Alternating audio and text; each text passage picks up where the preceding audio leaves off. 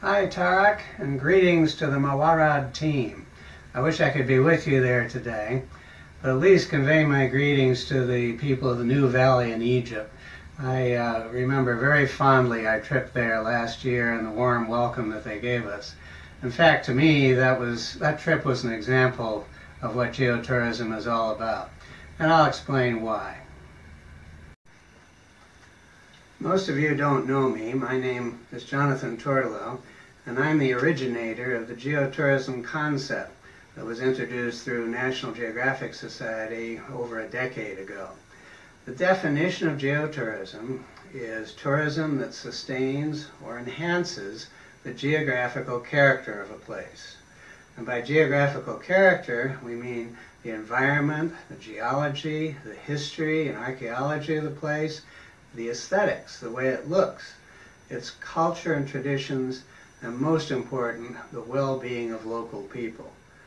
In a way, geotourism is really a return to what tourism was about originally, the root of the word, to tour, to experience a place, find out what it's all about. But geotourism adds the additional element of mindfulness about the interaction between tourism and the people who live in a place.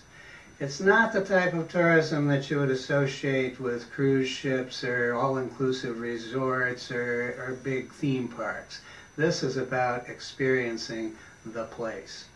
And our research has shown that for American tourists alone, over half of the people who travel fit the geotourism profile.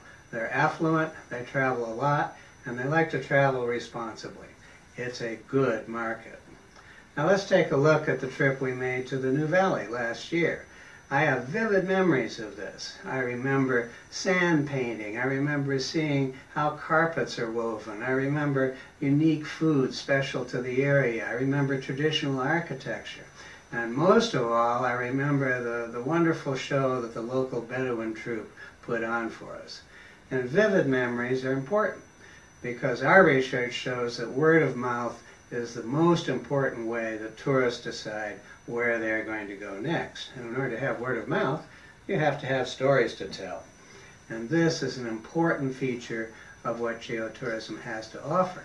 On top of that, geotourism is a really good match for rural areas because it involves the things that rural areas can offer. And that is the things they grow, the things they can make, and again, most important, the people themselves, their history, their traditions, their ways of life. This is a solid, solid match. The geotourism assets are all these different aspects of what a local place has to offer. Commercially speaking, you can call it market differentiation. In other words, this is a combination you cannot get anywhere else. You have to come to our place to experience that.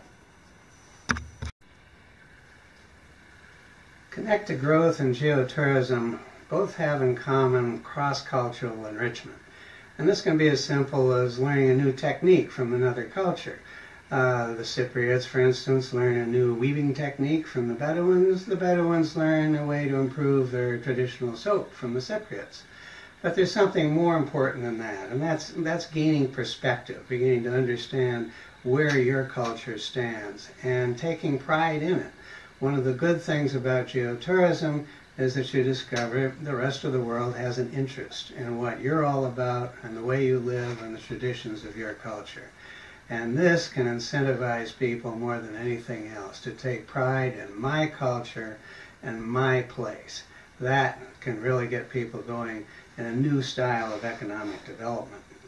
What I especially like about the connected growth model is that it combines community participation, environmental responsibility, cross-cultural innovation and insight, and the support of business people that have a long-term vision. This is a winning combination. This is the type of economic development that can be truly sustainable. This is geotourism. And I look forward to working with the Connected Growth innovative model as we go forward in months and years to come. Thanks very much.